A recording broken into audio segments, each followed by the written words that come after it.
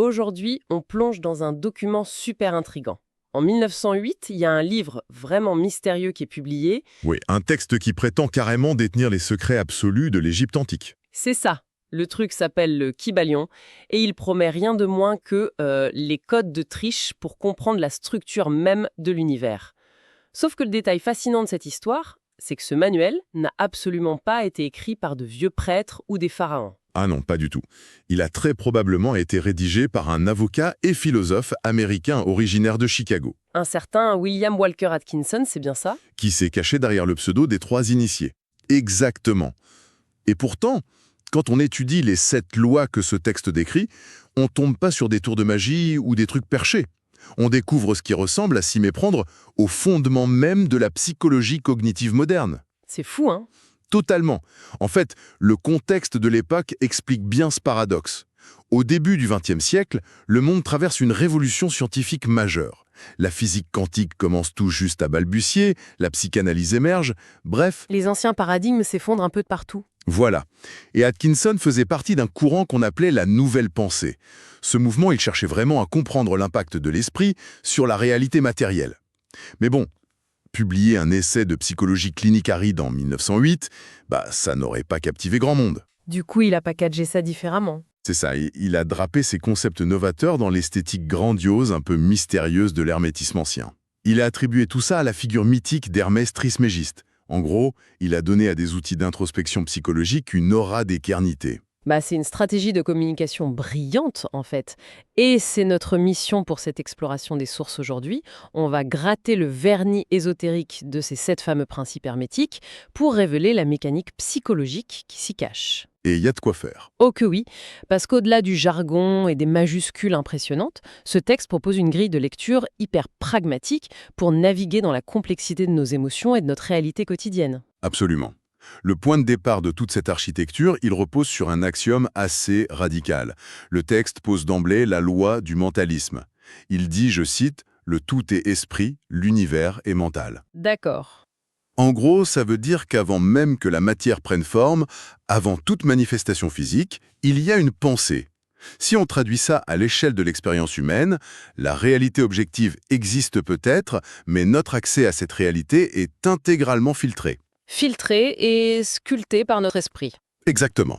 Pour illustrer ça, prenons un scénario du matin, très banal. Le réveil sonne pas, le café se renverse sur la chemise propre, et bam, une pensée s'installe tout de suite. Cette journée va être un désastre absolu. Ah oui, le classique. Et cette conviction, elle reste pas tranquillement confinée dans le cerveau, elle s'applique comme un vrai filtre polarisant sur les yeux. Ce qui fait qu'une heure plus tard, au bureau, un collègue passe dans le couloir en regardant son dossier et il oublie de dire bonjour. Et là, le cerveau, qui est déjà conditionné par le filtre de la fameuse journée désastreuse, va traiter cette information de manière super biaisée. Mhm. Il y a un truc qui s'appelle le système réticulé activateur dans le cerveau. Son job, c'est de chercher constamment des preuves dans l'environnement pour valider nos croyances du moment. Donc ce silence du collègue, il ne sera pas du tout analysé comme une simple distraction. On va le prendre pour une attaque personnelle. Genre, il m'en veut, c'est bien la preuve que tout va de travers aujourd'hui. Voilà. Résultat, la posture corporelle va se crisper, le ton de la voix va devenir plus défensif à la réunion suivante, ce qui va générer de vraies tensions avec l'équipe. Et le soir, le désastre prédit s'est vraiment matérialisé. Mais en fait, c'est pas l'univers qui s'est ligué contre la personne. C'est juste la pensée initiale qui a déclenché une cascade de comportements. C'est une prophétie autoréalisatrice implacable. C'est l'illustration pure du principe « l'univers est mental ». Ça montre toute la puissance des biais cognitifs que la psychologie moderne a mis en lumière. C'est clair. Changer d'état d'esprit, ça modifie pas les événements bruts, la pluie continuera de tomber, mais ça modifie radicalement la façon dont on navigue sous l'averse. Mais il y a quand même une question qui me vient à l'esprit avec ce concept. Si on pousse cette logique à l'extrême en affirmant que tout est mental, est-ce qu'on risque pas de glisser vers un déni total de la réalité physique ? C'est-à-dire ? La grosse table en bois massif sur laquelle je m'appuie là, elle me semble pas être juste une pensée. Si je me cogne le genou dedans, la douleur sera très très matérielle, on est d'accord ? Bien sûr, et l'hermétisme apporte une nuance vitale là-dessus. Il distingue 2 niveaux de lecture, le point de vue absolu et le point de vue relatif. Ok. Du point de vue absolu, celui d'une conscience cosmique, disons, la table et l'univers entier pourraient effectivement s'apparenter à une grande pensée immatérielle. Mais du point de vue relatif, Donc à notre échelle humaine. voilà, à l'échelle de notre condition, la matière est indéniablement réelle et soumise à des lois physiques intraitables.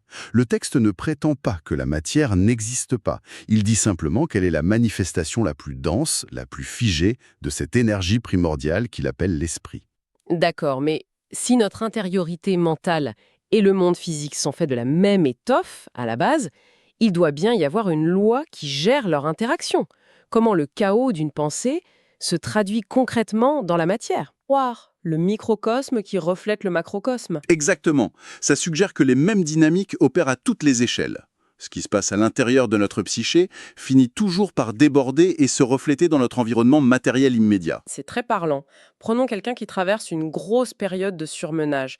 L'esprit est saturé d'angoisse, il y a plein de tâches inachevées, c'est la perte de repères.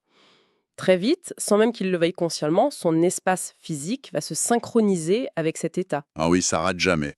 L'appartement devient un champ de bataille, le bureau croule sous la paperasse, la boîte mail est un gouffre, le désordre matériel devient la photographie exacte du brouillard mental. Et la psychologie environnementale étudie ça de très près aujourd'hui. Un environnement chaotique, ça charge notre cognition. Le cerveau perçoit chaque objet hors de sa place comme une tâche inachevée. Ce qui maintient le taux de cortisol est super élevé, j'imagine. Tout à fait. L'immense avantage de ce principe de correspondance, c'est sa bidirectionnalité. Puisque les deux plans sont en miroir, agir sur la matière physique permet de débloquer le mental. Ah, donc ranger son bureau, ça devient un acte thérapeutique en fait. En imposant une structure à l'environnement extérieur, on envoie un signal neurologique d'ordre à l'environnement intérieur. C'est littéralement ça. Le geste physique de trier force le cerveau à organiser ses propres pensées. Mais ce pont constant entre l'intérieur et l'extérieur, il nécessite un langage commun. Et les auteurs soutiennent que ce langage, c'est le mouvement. C'est le principe de vibration.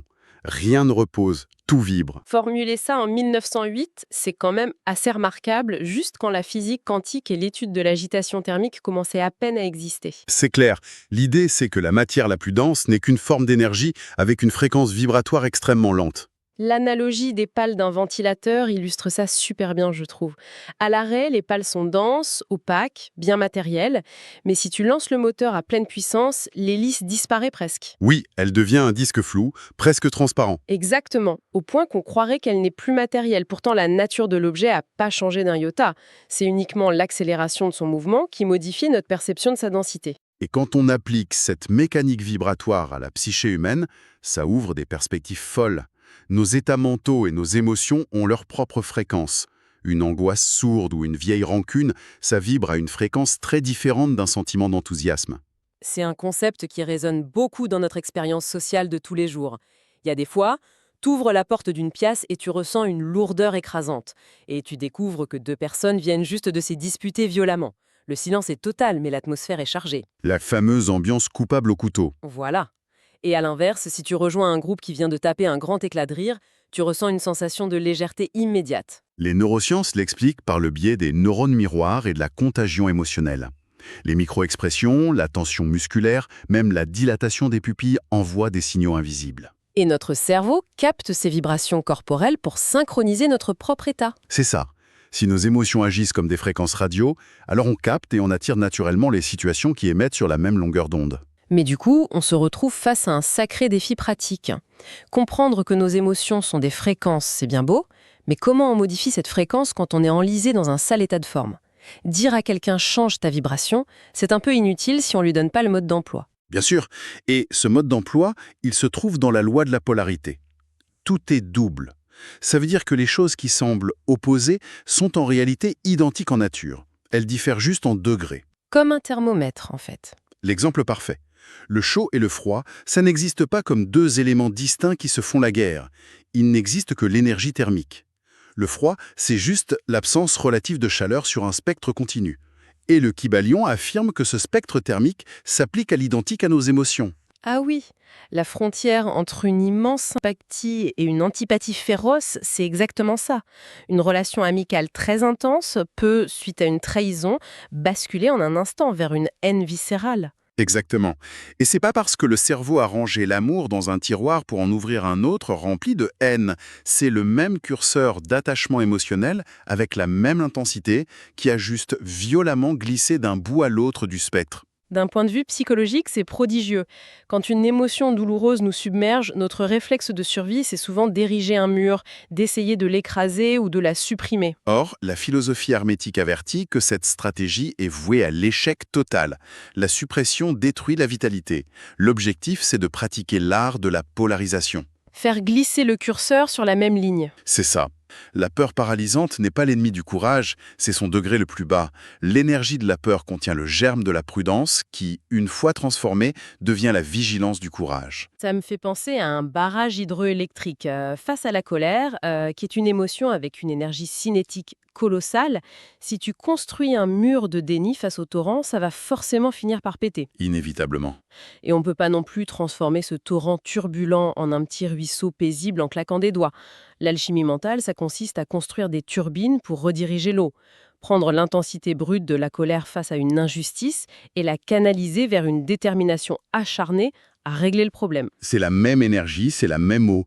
Il n'y a que la polarité de l'application qui a changé. Cette maîtrise permet vraiment de reprendre les commandes de sa météo intérieure.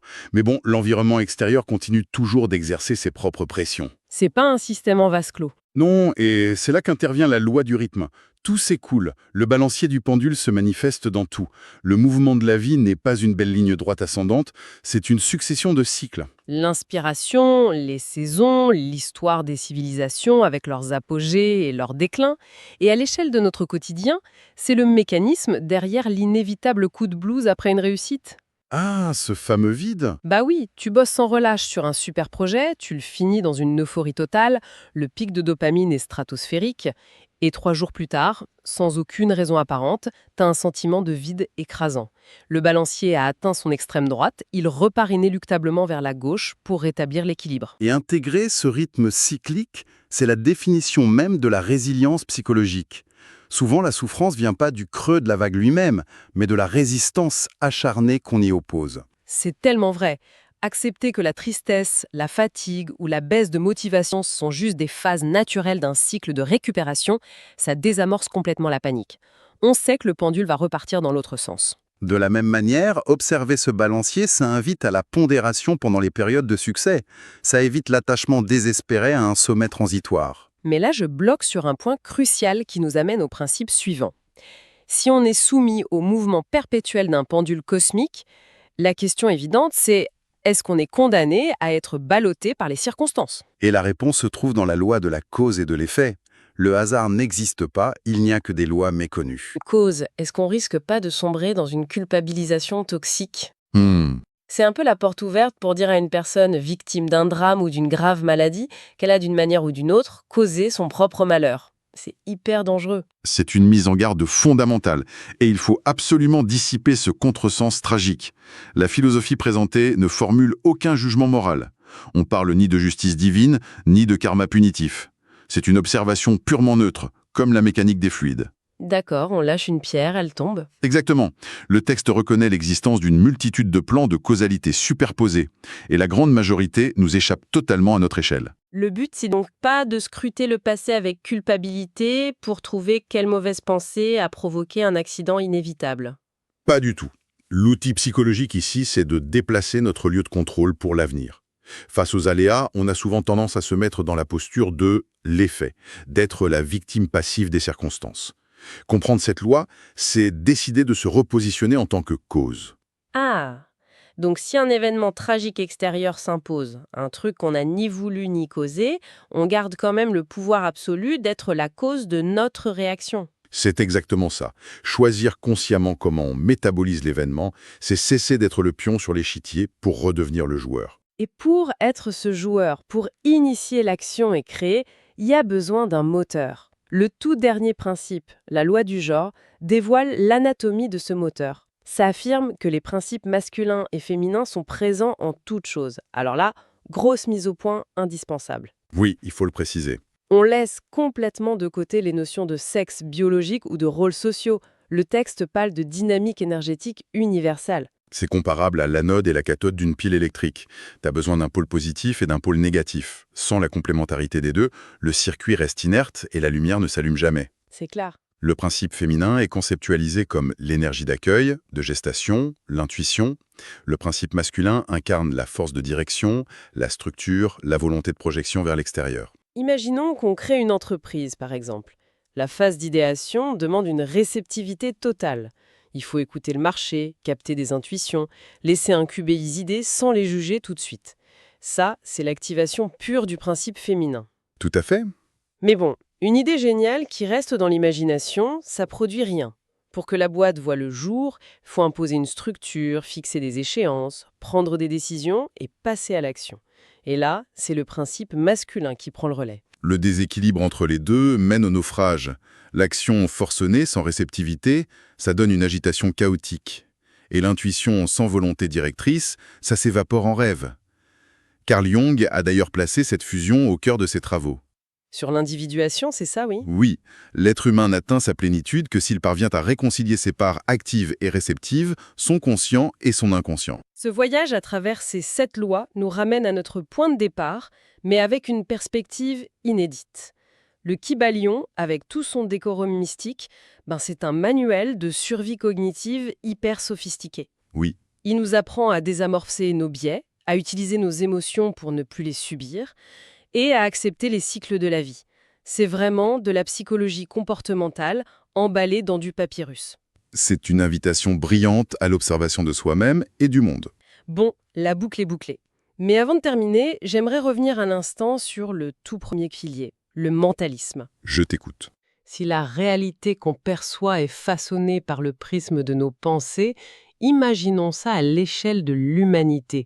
Qu'est-ce qui se passe quand, avec les algorithmes et l'hyperconnexion, des millions d'esprits se polarisent simultanément sur la même fréquence d'angoisse face à l'avenir, ou au contraire sur un formidable élan de résilience?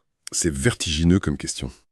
Si l'univers est mental, est-ce que l'état de notre monde physique actuel, ce n'est pas tout simplement la matérialisation de l'état psychologique de notre conscience collective? Est-ce qu'on ne serait pas en train de co-créer aveuglement le réel? Ça donne matière à réfléchir, c'est certain. On va laisser tout le monde infuser là-dessus. À très vite pour de nouvelles analyses approfondies.